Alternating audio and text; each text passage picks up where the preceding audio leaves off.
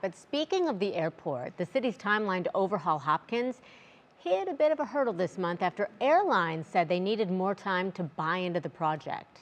Matt Rascone has more from the city meeting where we learned about the changes coming and the wait that we have ahead of us. It's one of the oldest municipal airports in the country. No one's hiding behind the fact that it needs an update. Changes that Transportation Committee Chair Kerry McCormack says are necessary to allow for the growth the city wants to see. When I say major, I mean big overhauls in the terminals, really the customer-facing parts of the airport that people will notice right away. Traffic in and out of Cleveland Hopkins Airport is up, on track to reach 10 million passengers this year, close to the number we saw before the pandemic. The travel rebound has been strong at CLE, so that is a very good news story.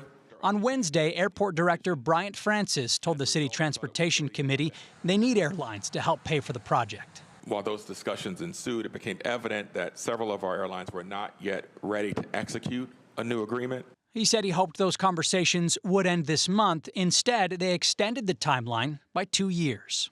What's clear to me is that all airlines recognize there is a need for infrastructure investment and improvement. But the 2-year extension is needed so that they can have further conversations about the details of the cost and scope of the master plan. Construction costs are up. The most recent estimate puts the plan's price at nearly $3 billion.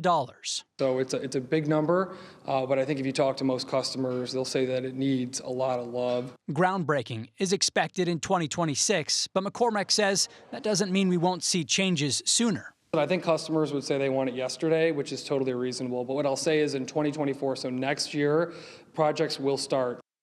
And some of those projects he's talking about that will start next year include remodeling the airport's bathroom.